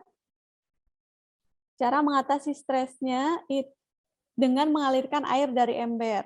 Saya nangkepnya stres itu bisa menumpuk seperti air yang terus diisikan ke ember. Oke, dari Mas Angga. Ada yang lain lagi? Oke, baik. Benar sekali. Baik Mas Angga atau Mas Danang itu keduanya benar. Kenapa demikian? Kalau dianalogikan, setiap individu itu memiliki wadah ya. Kalau tadi kita membicarakan stresnya, ada namanya teori bucket stress. Itu kalau dianalogikan, kita itu punya wadah imajinatif gitu ya. Wadah itu seperti bucket ember gitu ya. Dan setiap individu itu berbeda embernya, ada yang besar, ada yang kecil gitu. Dan stres itu dianalogikan air dari sumber yang berbeda-beda. Ada yang dari stres tekanan air dari kantor, kemudian ada dari keluarga, kemudian ada dari sekolah, ada dari hubungan atau kehilangan. Itu merupakan sumber air yang masuk ke bucket itu, ke wadah itu. Nah, bucket itu kan ada ambang maksimalnya ya, atasnya itu adalah threshold-nya gitu. Nah, logikanya kalau semakin banyak air nih, kalau bucketnya atau embernya itu nggak ada lubangnya, semakin banyak stres air yang masuk, lama-lama kan akan apa? Tumpah ya, kemana-mana gitu ya. Dan itu nggak bagus gitu. Itulah kenapa kita butuh how to coping with stress. Caranya ya kita punya saluran-saluran untuk mengalirkan stres itu. Ingat, salurannya itu bisa jadi ada yang efektif, ada yang sebenarnya itu hanya fake atau ilusi. Kenapa ilusi? Seperti yang tadi bilang di video, ada hal-hal yang bisa mengurangi level stres, tapi sebenarnya itu hanya sementara. Pada akhirnya dia akan balik lagi. Seperti apa? Ketika kita pusing, bludruk, solusi sementaranya apa? Minum obat. Minum Panadol, minum Bodrek. Untuk sementara waktu mungkin kita akan merasa oke, nggak pusing nih. Tapi ketika efeknya sudah hilang, stresnya tetap aja masih kita rasakan. Atau kita tadi seperti tidur, benar tidur tapi tidurnya itu yang lama, bukan yang sesuai yang dibutuhkan oleh tubuh. Lama, 2 hari tidur aja. Tapi apakah itu bisa mengurangi air dalam bucket untuk sementara waktu karena otak kita tidak beroperasi secara tidak untuk aktivitas, hanya untuk tidur? Oke, nggak masalah, tidak merasakan. Tapi akhirnya setelah kita bangun, muncul lagi perasaan itu. Nah, makanya ada kanal-kanal yang efektif. Tapping tadi itu ya, keran-keran itu yang mengeluarkan stres itu, tapi dengan cara yang benar. Olahraga, berhubungan dengan teman, exercise, kemudian tadi ada hobi, yang seperti itu yang benar. Jadi perlu dipertimbangkan juga. Nah, itu tadi adalah bucket stress. Oke. Jadi tadi juga benar nih Mas Danang bilang, setiap bucket itu ada cantolannya biar gampang membawanya. Itu apa? Itu adalah keahlian kita dalam mengantisipasi atau maintain stres itu tadi. Oke. Nanti kalau misalnya rekan-rekan ingin melihat lagi apa sih yang ditayangkan Mbak Cipluk tadi, boleh nanti silakan langsung menuju link YouTube-nya tadi itu. Oke. Nah, tadi ada Mbak Cipluk nih ada ini apa namanya? Kalau kita udah stres, udah di-stres di atas ambang batas, udah kesel banget, apa sih yang bisa kita lakukan saat itu? Nah, sebenarnya ada praktek-praktek juga tadi yang di slide sebelumnya itu ada terkait relaksasi. Ada juga yang deep breath, ya, pernafasan. Nah, kali ini saya ingin mengajak rekan-rekan semua berpraktek nih. Nah, itulah kenapa saya butuh teman nih, Kang Nofri. Saya butuh bantuan. Boleh dong Kang Nofri. Yeah. Rekan-rekan Kang Nofri ini praktisi yang udah nggak dipertanyakan lagi nih tentang relaksasi dan sebagainya.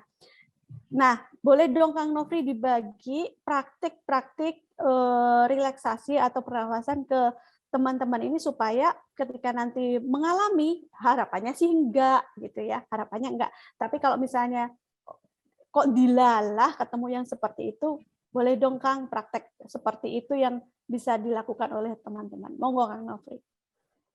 Baik, terima kasih kesempatannya Mbak Cipluk, Bapak dan Ibu sekalian. Luar biasa, Bogor hari ini kena badai dan mati lampu pula. Sehingga mudah-mudahan suara saya terdengar dengan jelas ya. Baik, Bapak dan Ibu, sebelum nanti kita coba praktikkan apa yang dimaksud dengan relaksasi, olah nafas, olah pikir, dan olah rasa, Sebelumnya saya ingin menjelaskan terlebih dahulu terkait dengan konsep brainwave. Adakah yang pernah dengar istilah brainwave atau gelombang otak, Bapak dan Ibu sekalian?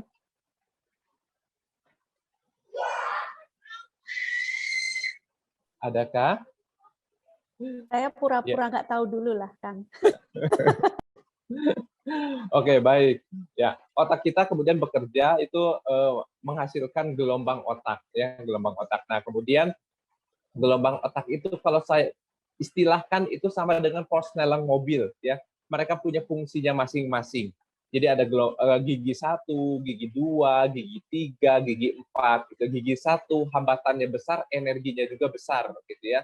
Sehingga dia digunakan dalam kecepatan yang lambat. Misalnya seperti itu.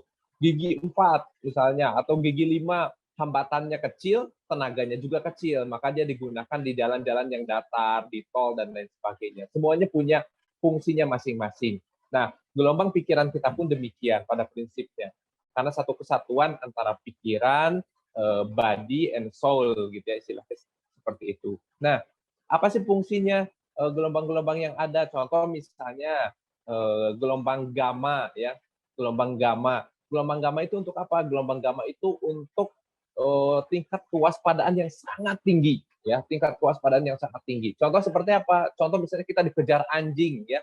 Kalau kita dikejar anjing, adrenalin naik, maka itu otak langsung pindah ke gelombang gamma. Di mana di sana biasanya muncul kekuatan-kekuatan yang tanpa disadari. Misalnya kita bisa lompat pagar 2 meter gitu ya. Kalau dalam kondisi sadar, kemudian kita tidak dalam kondisi sadar bisa jadi kita tidak bisa melakukan itu. Tetapi karena kemudian sebuah mekanisme dari Allah Subhanahu wa taala dibuat demikian rupa sehingga kekuatan-kekuatan super bisa terjadi pada saat itu. Lari kita jadi lebih cepat daripada pelari olimpiade gitu ya. Ketika memang dalam gelombang gamma. Lebih rendahnya lagi apa? Lebih rendahnya lagi itu gelombang beta ya. Gelombang beta itu kemudian digunakan dalam seperti apa? Digunakan dalam situasi yang waspada. Nah, inilah yang dinamakan dengan stres yang bisa atau yang perlu dikelola ya. Beta ini sebetulnya stres, gelombang beta itu cuman stres pada taraf yang wajar sehingga apa? Sehingga kita konsentrasi, hingga kita fokus. Contoh misalnya kita di terminal. Orang rata-rata di tempat umum itu menggunakan gelombang beta. Karena apa? Karena dia waspada tetapi terkontrol. Kalau dia tidak waspada, maka dompetnya dicopet, kemudian gitu ya, tasnya bisa diambil orang gitu ya, dia bisa ditipu orang dan lain sebagainya. Maka kemudian kita perlu menggunakan gelombang beta di tempat-tempat umum. Nah, turun lagi kemudian di sana ada gelombang alfa. Apa fungsi gelombang alfa? Gelombang alfa adalah fungsi relaksasi ya, fungsi tenang gitu ya. Kemudian kita merasakan kedamaian, ketenangan, kenyamanan, itu ada di gelombang alfa. Nah, turun lagi ada di gelombang theta. Gelombang theta itu apa? Gelombang yang kemudian tidur, ya. Gelombang tidur di mana otak kita tidak cukup bekerja dengan keras, dia maka masuk kepada tidur, gitu ya. Nah, tapi kemudian ketika tidur yang dalam sampai dengan mimpi itu masuk di gelombang delta. Nah, jadi setiap gelombang itu punya fungsinya masing-masing. Nah, insomnia itu kenapa? Insomnia itu salah menggunakan gelombang pikiran, gitu ya, salah menggunakan gelombang otak. Harusnya masuk kepada alfa atau theta, ini masih menggunakan gelombang beta. Karena apa? Karena misalnya masih terbawa stres dari kantor, misalnya masuk ke pikiran ini, masuk ke pikiran itu, gitu ya, sehingga tidak bisa secara otomatis pikiran kita masuk kepada gelombang alfa dan theta, maka kemudian tidak bisa tidur. Nah, tapi sebaliknya juga kalau kita mau berangkat kantor masih menggunakan alfa atau theta, maka kita jadi malas-malesan, kurang semangat, gitu ya. Nah, setiap gelombang itu punya fungsinya masing-masing gitu ya. Nah, untuk itu kita perlu menyadari ya bagaimana cara mengintervensinya, maka salah satunya adalah dengan relaksasi gitu ya. Nah, maka jangan sampai nanti kemudian ketika kita dalam gelombang beta datang ke rumah, anak-anak misalnya tiba-tiba deketin gitu ya, diam, papa lagi capek gitu. Karena kita masih membawa gelombang beta gitu ya. Maka pindah gigi dulu kemana? Pindah gigi dulu ke alfa ya. Jadi kemudian lebih santai, lebih rileks. Nah, siapa saja yang kemudian merasa stres biasanya proses perpindahan gelombang pikirannya atau gelombang otaknya ini tidak berjalan dengan baik, gitu ya. Maka kemudian kita intervensi dengan beberapa teknik-teknik, salah satunya adalah teknik relaksasi, ya. Nah, teknik relaksasi itu seperti apa? Contoh bisa tarik nafas dalam-dalam, gitu ya. Tarik nafas dalam-dalam, keluarkan perlahan-lahan. Tarik nafas dari hidung, kemudian keluarkan lewat mulut perlahan-lahan. Ya, gunanya apa? Gunanya adalah untuk memenuhi tubuh kita dengan oksigen yang tinggi, ya, dengan oksigen yang tinggi sehingga melahirkan menghadirkan atau memicu hormon-hormon serotonin, kemudian endorfin di dalam tubuh kita, sehingga kita jauh lebih rileks, lebih tenang, lebih nyaman, gitu ya.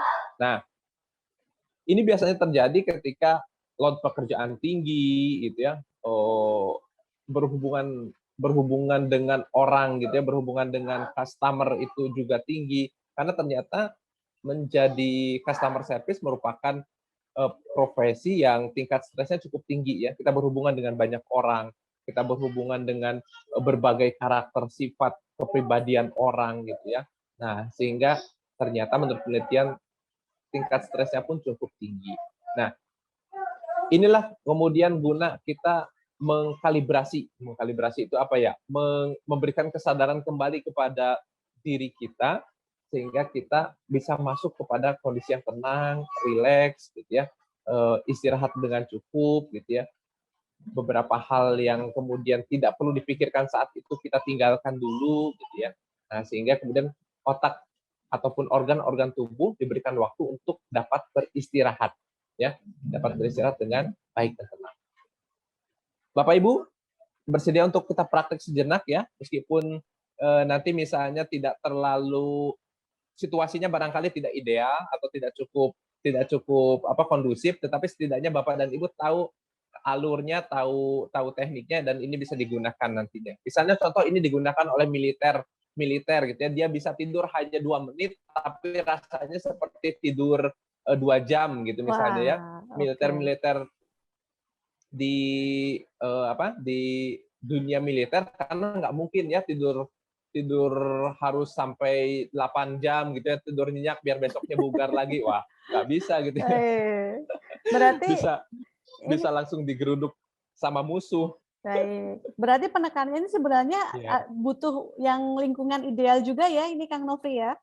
Betul. Oke. Ya. Nah, tetapi setidaknya kita di sini mencoba, kita tahu alurnya, kita tahu konsepnya sehingga bisa dipraktikkan oleh Bapak dan Ibu, rekan-rekan pada saat nanti dibutuhkan. Demikian ya. Yuk. Baik, yang pertama silakan duduk senyaman mungkin. Jika memungkinkan, silakan sandarkan punggungnya ke tumpuan tertentu ya, asal jangan ke bahu pasangan yang lain gitu ya. Karena berbahaya. Dalam nih, dalam.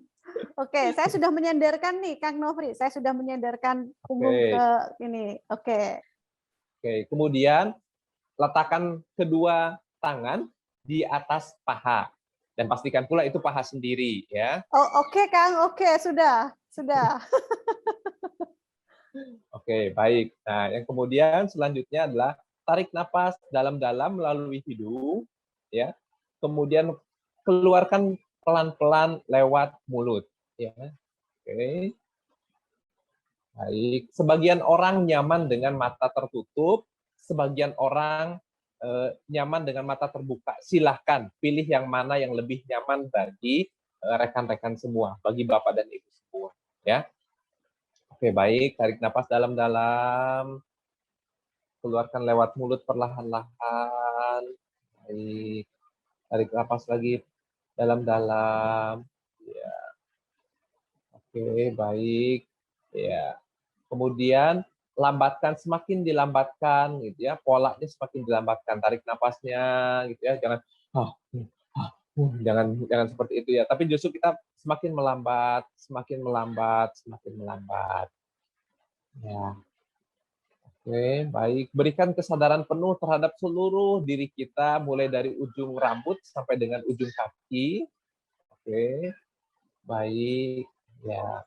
Nah, setelah mulai terasa misalnya nyaman gitu ya. Nah, bisa juga kemudian diiringi dengan apa? Dengan melemaskan atau melenturkan otot-otot yang ada. Misalnya contoh kita mulai dari otot leher ya. Karena tanpa disadari kadang-kadang kita bekerja itu dengan otot-otot yang kaku, otot-otot yang tegang gitu ya. Sehingga kemudian ketika kita melakukan sebuah relaksasi kita baru sadar, oh iya ya, pantesan capek. Orang dari tadi otot saya ini apa kenceng semua gitu ya, maka kita memberikan kesadaran ya, kita berikan jeda sejenak, kita berikan waktu sejenak bagi otot-otot kita untuk mengendur, untuk beristirahat ya, kita berikan hak organ-organ tubuh kita untuk beristirahat pula ya, untuk lebih lambat dari biasanya sementara waktu ya. Sambil diatur lagi nafasnya, tenang, damai, ya. Dimulai dari mengenturkan otot leher, kemudian bisa dilanjutkan dengan mengendurkan otot bahu, kemudian menjalar ke seluruh punggung, sehingga terasa nyaman sekali. Kemudian bisa juga lanjut ke pinggang, ya. Kemudian pinggul, paha, betis, telapak kaki, dan semuanya dikendurkan. Oke, baik. Ya. Boleh pula dibantu dengan sebuah visualisasi. Bayangkan Bapak, Ibu, rekan-rekan ada di tempat yang begitu menyenangkan, begitu indah, begitu nyaman, begitu damai, bisa saja di gunung misalnya, atau kemudian di pantai misalnya, atau dimanapun itu yang terasa nyaman, terasa damai. Oke, baik. Barangkali bisa dihadirkan pula imajinasi, ya, kesejukan udara gunung,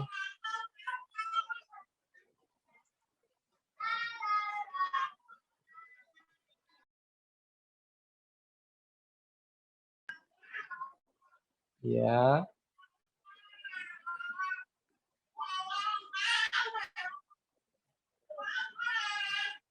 Terus bisa dihadirkan kembali kemudian sepoi-sepoi angin yang semakin membuat Bapak dan Ibu semakin nyaman, semakin tenang. Iya. Baik.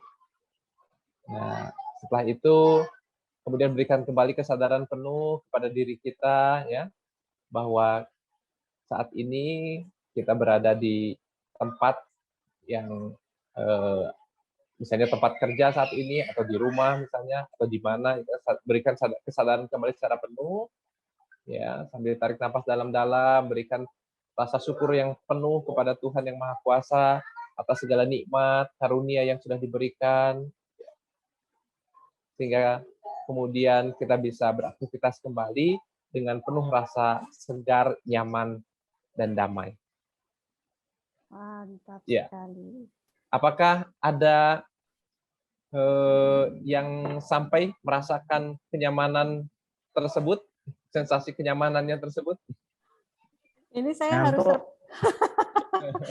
nah, itu udah ada yang komen ngantuk tuh, Kang. Betul. Udah berhasil tuh gelombangnya tuh, Kang. Ya, berarti gelombangnya sudah turun ya. Ya.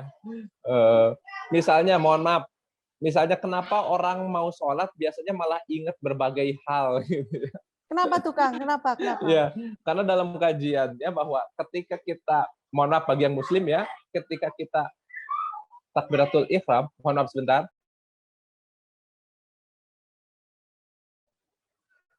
Ya, misalnya kita mau takbiratul ihram, biasanya secara secara tidak sadar kita menurunkan gelombang pikiran kita menuju ke gelombang alfa dan theta. Ya. Oke. Yang dari tadinya sibuk kita kerja dan sebagainya, bikin nota dinas, melayani satker dan lain sebagainya gitu ya. Ketika kita takbiratul ihram, kalau khusyuk itu juga ya. Oke. Ya. Nah, itu biasanya gelombangnya turun, semuanya rileks gitu ya. Nah, kemudian neuron-neuron itu kemudian hidup Ya, neuron-neuron di dalam kepala kita itu hidup sehingga lebih tersambung dengan lancar gitu ya. Si saraf-saraf di kepala kita itu lebih tersambung dengan lancar. Maka disitulah kemudian fungsi otak itu sangat optimal ya, fungsi optimal. Nah, berbeda dengan ketika gugup itu biasanya neuron-neuron mengkerut gitu ya, ibaratnya mengkeret gitu ya.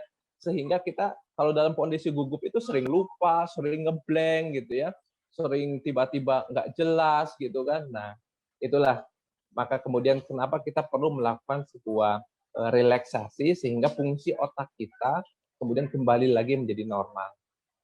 Kurang lebih gambarannya seperti itu. Dan itu bisa diterapkan di mana saja, kapanpun ya, Kang ya, sebenarnya ya.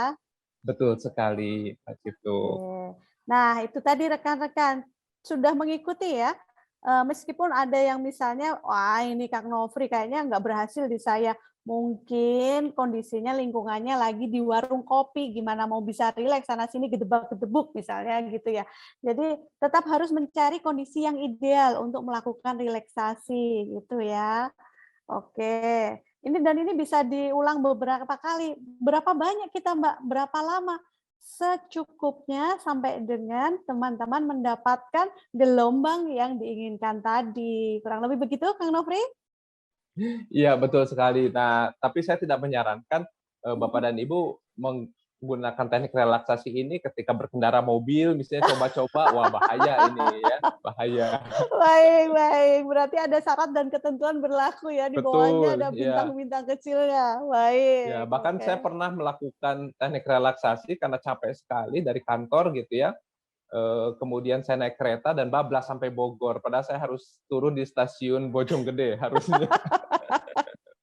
Baik. Oke. Ya, jadi dalam hal-hal tertentu perlu konteks dan kondisi yang tepat juga. Gitu, kapan melakukan hal tersebut. Itu pesan dari saya barangkali. Oke, dan jangan sampai nanti ketika udah rileks gitu salah masuk ke harusnya rumah dinasnya Mas Indra, masuknya ke rumah dinasnya Mas Angga nih misalnya gitu ya. Oke, ya saya rasa di rekan-rekan juga udah paham. Nah, itu tadi salah satu teknik relaksasi yang bisa kita gunakan ketika kita mau coping with stress seperti apa nih. Tergantung kita keinginannya mau menurunkan ke gelombang mana nih gitu, sesuai dengan apa yang kita butuhkan. Nah, yang terakhir itu dari kami itu terkait dengan tadi kita udah membahas stres itu butuh, tapi sampai level yang mana nih? Terus kemudian relativitas kita itu seperti apa? Kalau diibaratkan pakai ember, kanal-kanalnya seperti apa? Nah, yang terakhir, kalau kita itu sudah tidak bisa lagi menggunakan teknik-teknik yang tadi coping with stress tadi, pakai yang mana Mbak Ciplu? Itu kan ya kurang lebih. Nah, kapan kita membutuhkan bantuan?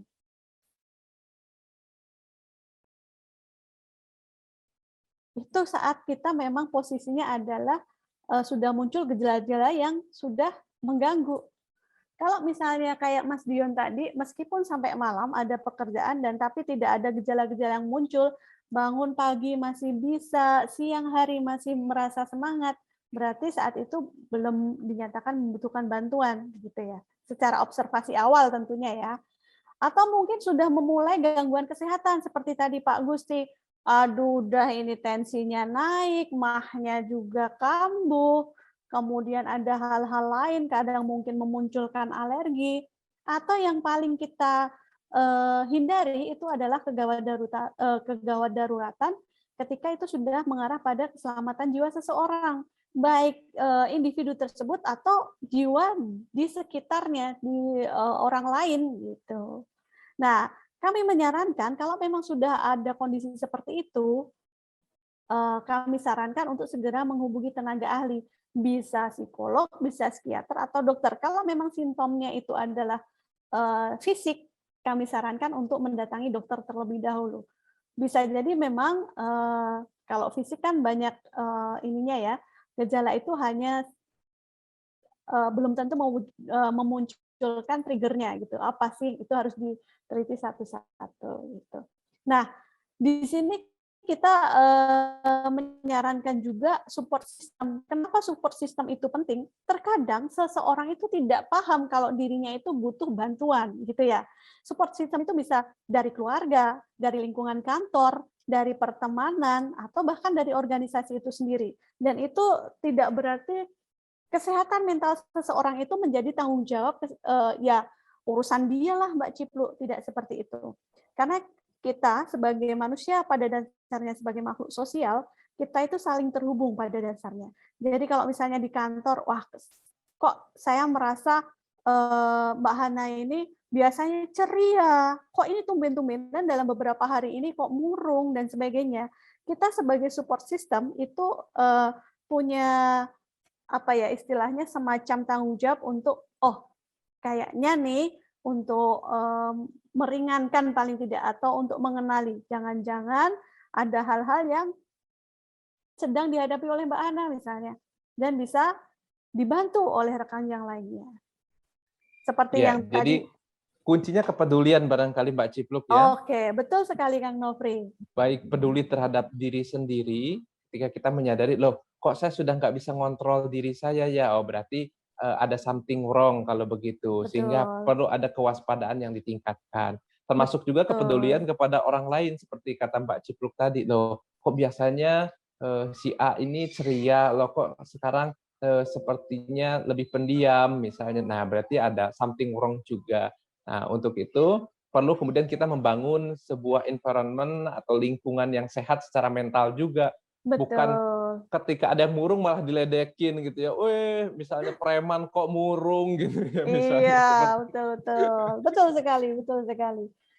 Iya. Jadi mental health itu tidak sebatas bahwa itu kesehatan individu ya Kang ya, tapi kesehatan Betul. mental didukung juga oleh support system yang bagus. Kurang lebih seperti itu. Dan jangan lupa kita mau ngiklan nih Kang Nofri. Di kita ada program TWP. Iya. Ya kan ya Kang ya. Jadi siapa Betul. tahu nih dari Betul. rekan-rekan dari Tanggung Rejep nih Kang, kalau kemarin kan sudah ngisi self assessment nih, siapa tahu tertarik nih. Saya kok bingung ya Mbak Ciplu, skor saya memang rata-rata dan kayaknya kalau dari situ sih kayaknya baik-baik saja, tapi kok saya pengen ngomong, mau ngobrol sama Pak Gusti nggak enak, mau ngobrol sama Mbak Ciplu sibuk, mau ngobrol sama Mas Angga, nanti malah diledek. Udah deh, gimana kalau misalnya aku pengen ngobrol sama orang yang nggak terkait dengan pekerjaan, dengan psikolog. Boleh ya Kang ya, daftar saja langsung ke TWP, ya Kang ya? Ya, betul sekali. Nanti akan ditangani oleh profesional psikolog, silakan Bapak dan Ibu jika merasa membutuhkan, sekali lagi. Dan Ya. itu tentu saja kan dijaga kerahasiaannya kan ya Kang ya? Betul, bahkan kami sendiri pengelola SDM tidak mengetahui temanya, isunya gitu ya. Tidak pula berdampak terhadap Pekerjaan karir.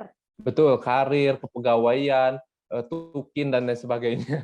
Betul, karena kan siapa tahu kan masih image-nya masih kalau hubungannya sama udah gitu daftarnya lewat training atau bagaimana ini NIP-ku ketahuan dan sebagainya gitu. Sebenarnya itu nggak perlu dikhawatirkan gitu. Jadi silahkan saja nih buat rekan-rekan dari Tanjung Redep, monggo saja memanfaatkan nih fasilitas yang disediakan oleh organisasi. Baik. Itu tadi penutup dari materi kami. Ini mohon maaf ternyata tidak terasa Kang sudah di kita 4:30 di teman-teman di Tanjung Redep ini sebenarnya udah 5:30 kalau tidak salah nih. Aduh. Oh iya, betul sekali. Kita sudah melanggar kesepakatan nih Kang. Padahal tadi saya mau nanggapin itu beberapa di chat misalnya seperti darah tinggi, kolesterol, asam urat tadi. Baik, kalau gitu kita ini dulu Kang, kita alangkah baiknya kita kembalikan dulu kepada MC ini, nanti kita serahkan sepenuhnya karena udah melebihi waktu yang kita sepakati sebelumnya nih. Monggo saja kalau misalnya ingin dibahas, monggo, tapi kalau ini monggo karena di sana juga sudah cukup sore nih. Baik, terima kasih. Demikian tadi paparan dari kami. Mohon maaf apabila ada kesalahan dan kekurangan. Kami kembalikan lagi kepada Mbak Seli. Kami silakan Mbak Seli.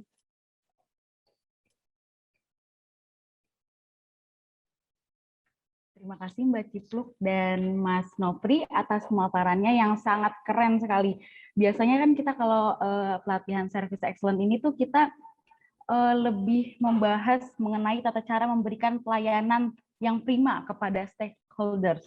Nah, tapi saat ini kita membahas lebih ke diri kita sendiri, mengenai kesehatan mental kita yang dampaknya itu terhadap kinerja kita di kantor. Nah, ini pembahasan yang menarik sekali. Tadi juga yang saya dapat itu poinnya, jadi kita itu karena tingkat kesetresan orang itu berbeda-beda, sehingga kita harus bisa mengobservasi diri kita sendiri, di mana letak tingkat stres kita yang di atas batas ambang dan di bawah batas ambang itu. Nah, kita juga harus tahu gimana solusinya kalau kita stres itu. Seperti yang tadi sudah dijelaskan Kak Cipluk, seperti kalau saya itu misalnya stres, saya larinya ke makanan, Kak. Jadi saya itu kalau stres nyari makanan, tapi makanannya bukan makanan yang sehat, sih makanan yang enak. Terus juga tadi terima kasih kepada Mas Nopri atas pembelajaran teknik relaksasinya. Nah, itu sangat berhasil sih kalau di saya. Tadi saya ngantuk langsung, Mbak. Oke, kalau gitu karena tidak terasa waktu sudah menunjukkan pukul 5:30 sore, yang tandanya sudah melebihi waktu jam kerja, karena asik sekali tadi ya, materinya bagus sekali. Jadi mungkin cukup sekian dari kami. Nah, sebagai penutup saya punya pantun. Nggak mau kalah nih ceritanya sama Pak Gusti. Burung kutilang ditaruh di kandang, terus berkicau sampai pagi hari.